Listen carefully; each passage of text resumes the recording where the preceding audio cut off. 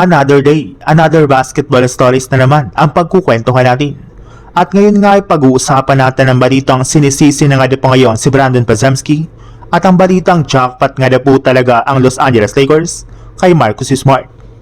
Sa kabila nga po ng pagiging sobrang undermanned ng Golden State Warriors sa kanilang game laban sa New York Knicks, ay nagawa rin naman nga po sana nila dito na makalamang sa pinakamataas na 21 points sa second quarter matapos mag-step up ngayon ang kanilang mga natitirang player.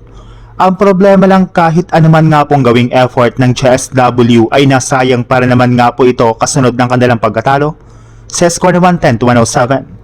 Yes, nag-choke nga po ang CSW at nakambakan pa nga po sila dito lang Knicks sa kanilang game kanina. At isa nga po sa mga itunuturong dahilan ng kanilang pagkatalo ay ang mga mali-maling desisyon ng kanilang mga players, lalo na si Brandon Podziemski sa clutch seconds ng fourth quarter, na mas pinili nga po nitong gumawa ng 3-pointer kesa sumalaksak sa ilalim ng basket kahit man isang puntos lamang ang kalamangan sa kanila dito.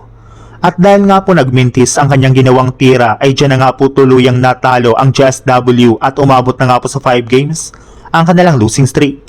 Bumagsak na rin naman nga po sa 32 wins at 35 losses ang kanilang record bilang ika-9 seed sa standings ng West.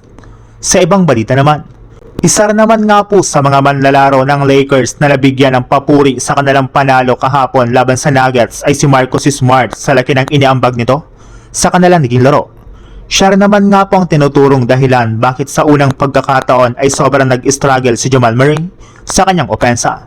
Dahil nga po sa kanyang napakahigpit na perimeter defense ay hindi nga po dito masyadong nakagalaw ng maayos si Jamal Murray. Puro nga po mga contested shots ang mga ginawa nito since literal nga po na dinikitan ito ng gusto ni Smart, kaya binansagan na nga po siya ngayon bilang Jamal Murray stopper. Bukod rin nga po dyan ay nakagawa rin naman nga po siya dito ng mga winning plays kagaya na lang ng kanyang ginawang steal kay Aaron Gordon at ang kanyang 3-pointer sa overtime. Kaya yan na nga po ang mismong rason bakit kinuha nila si Smart nang nagdaang off-season. Maliban nga po sa kanyang depensa ay mapagkakatiwalaan rin naman nga po nito ang kanyang opensa.